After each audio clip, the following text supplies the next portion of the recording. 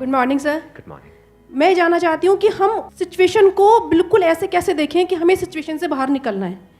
कि मान लो हमारे पास बार बार कोई प्रॉब्लम आ रही है, हम उसे फेस कर रहे हैं, फिर जो आसपास के हमारे सराउंडिंग्स के लोग हैं वो भी टाउंटिंग कर रहे हैं हम पर, नहीं तुमने पहले भी ऐसे किया था, अब फिर तुम फेल हो जाओगे इसमें, तो वहाँ जा करके हम स्टक हो जाते हैं और फिर हमारा कॉन्फिडेंस लूज हो जाता है। हम एग्जैक्टली कहाँ स्टक हो जाते हैं, जिसको आप जो वर्ड यूज कर रहे हो स्टक हो जाते हैं, मतलब आप कह रहे हो कि हम अपनी थिंकिंग में स्टक हो जाते हैं। थिंकिंग में स्टक हो जाते हैं, राइट? कि हम ओवर थिंकिंग में चले जाते हैं। ओवर थिंकिंग कि हम बैठे बैठे बस सोचते रहते हैं कि ऐसा क्यों हुआ, क्या हुआ, ऐसा नहीं होना चाहिए, कि हमारे में कुछ कमी ऐसा हो गया तो क्या होगा, वैसा हो गया तो क्या होगा, मैं दोबारा भी ट्राई किया नहीं हुआ तो क्या होगा। हम जानते हैं कि पहले भी ऐसा हुआ था, फिर हमने उसे ओवरकम कर लिया, लेकिन बार बार वही चीज आते आते फिर वही ब्रेन का जो कंफर्ट जोन है हम फिर वहीं स्टक होने लगते हैं। और जिस कंफर्ट जोन की आप बात कर रहे हो वो एक्चुअल में ओवर थिंकिंग वाला जोन है। ओवर थिंकिंग वाला जोन है, मतलब बैठे बैठे बस सोचते रहते हैं जैसी हमारी कंडीशनिंग हुई कर है, कुछ नहीं पाते हैं। करते भी हैं तो थोड़ा सा करना शुरू करते हैं, उसके बाद वापस से वो थॉट्स हमारे ऊपर हावी हो जाते हैं। राइट? यही आप कह रहे हैं। राइट सर, प्रॉब्लम जो है इतनी ज़्यादा, क्योंकि एक्चुअली क्या लाइफ में अगर कुछ अच्छा होता है तो शायद हम प्रॉब्लम से इजीली निकल जाते हैं, बट बैक टू बैक जब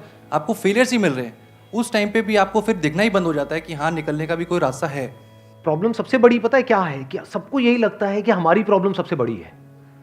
अगर यहां पर मैं एक एक करके सबको बोलूं कि आप बताओ कि आपकी लाइफ में क्या क्या प्रॉब्लम्स आई या अभी क्या प्रॉब्लम्स चल रही है, तो आई एम श्योर कोई सोच भी नहीं सकता कि अच्छा ऐसी प्रॉब्लम्स भी कोई फेस कर सकता है क्या। तो इन प्रॉब्लम्स के बावजूद भी कुछ लोग आगे बढ़ पाते हैं, कुछ नहीं बढ़ पाते हैं। That is the big question कि एग्जैक्टली हम स्टक कहां पर होते हैं। क्या हम एक्चुअल में लाइफ में प्रॉब्लम्स में फंसते हैं या उन प्रॉब्लम्स को लेकर के जो हमारी थिंकिंग है वहां फंसते हैं? सबसे पहले ये चीज हमको क्लियर होना चाहिए। तो जो हम कह रहे हैं फंस गए हैं, हम एक्चुअल में प्रॉब्लम्स में नहीं फंसे हैं, क्योंकि प्रॉब्लम्स तो सबकी लाइफ में है।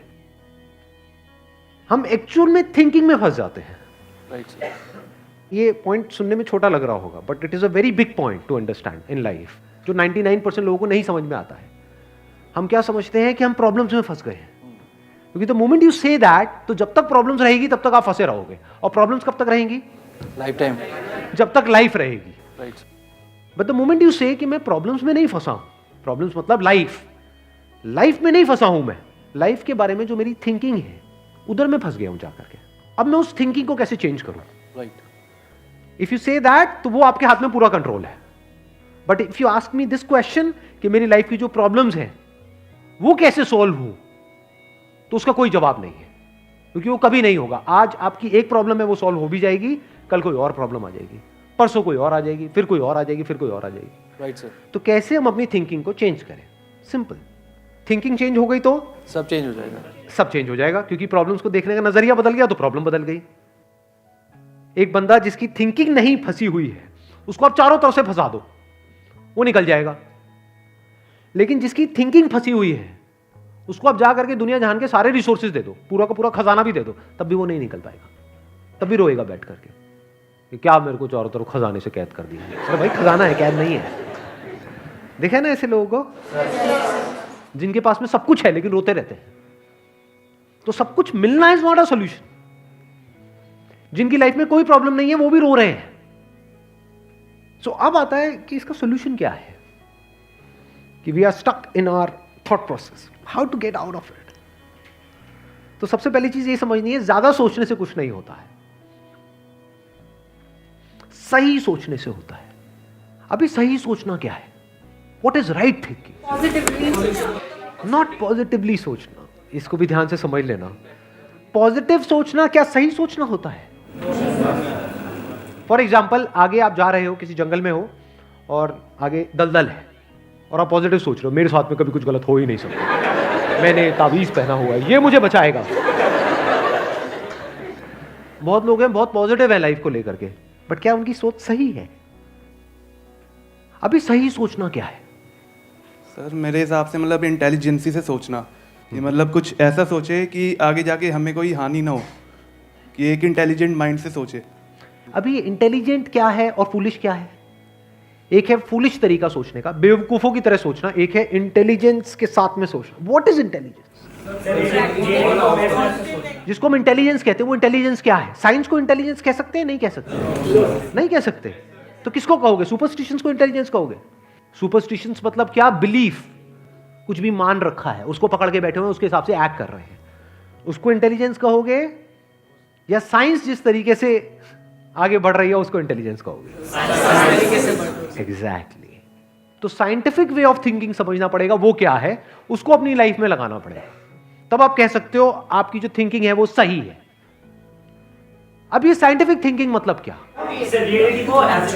रियलिटी को एज इट इज देख लेना, दैट इज साइंटिफिक थिंकिंग। यही तो है, और क्या है? There are laws of this universe, उसको एज इट इज देख लेना, उसको ऑब्जर्व करना, यही तो है साइंटिफिक थिंकिंग। उन लॉज को बदलना नहीं, क्योंकि साइंस बदल नहीं सकती उन लॉज को।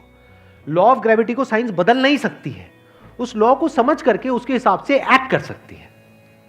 इसी साइंटिफिक थिंकिंग को अगर हमको अपनी लाइफ में लगाना हो तो इसका मतलब क्या? एक थिंकिंग हो सकती है लाइफ से रिलेटेड, जो भी आपके दिमाग में कचरा भरा पड़ा है बचपन से लेकर के आज तक, जैसा आपको समझाया गया है लाइफ के बारे में। किसने समझाया है? वो लोग जो खुद नहीं समझते, लाइफ के बारे में अपने अपने बिलीफ्स बनाए हुए हैं, अपने अपने स्टैंड पॉइंट से लाइफ को देख रहे हैं। फॉर एग्जाम्पल, कोई हिंदू है तो एक तरीके से लाइफ को देख रहा है, कोई मुस्लिम है तो अलग तरीके से लाइफ को देख रहा है, क्रिश्चियन है तो अलग तरीके से देख रहा है। क्या सही है इन तीनों में से?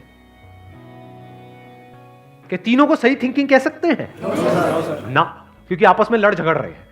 साइंस में कोई लड़ाई झगड़ा होता है? अगर मैं किसी साइंटिफिक फैक्ट के बारे में बात करूंगा, क्या कोई हिंदू, मुस्लिम, क्रिश्चियन आकर के आपस में लड़ सकते हैं?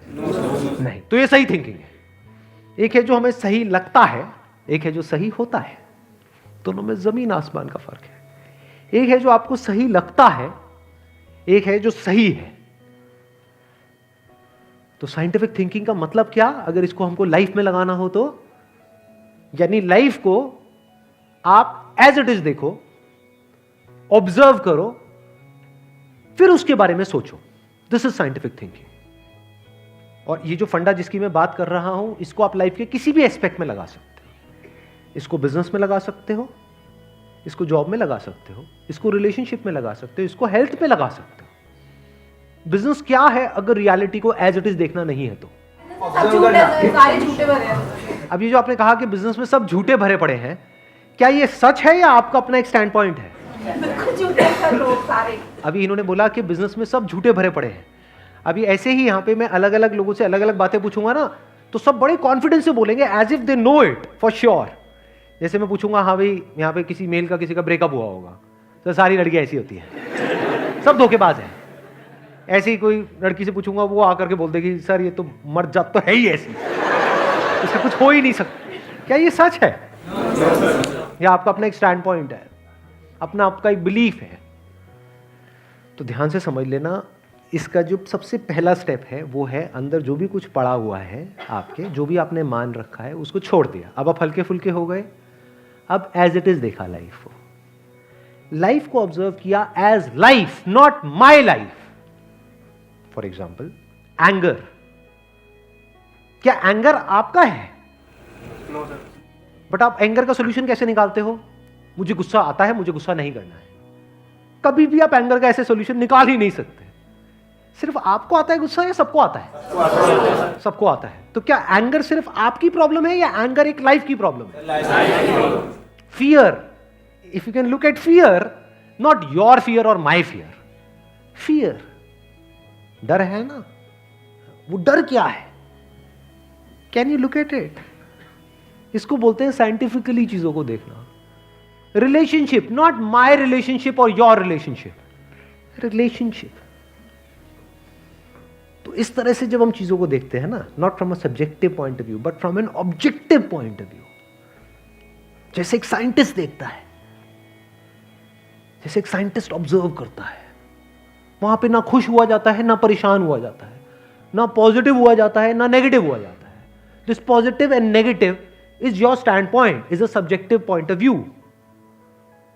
इन ऑब्जेक्टिव रियलिटी, उसमें खुश क्या होना है और दुखी क्या होना है, वहां पर सब कुछ क्लियरली नजर आ रहा होता है। वहां पे कभी भी हमारी थॉट प्रोसेस स्टक नहीं होती है, हम फंस ही नहीं सकते।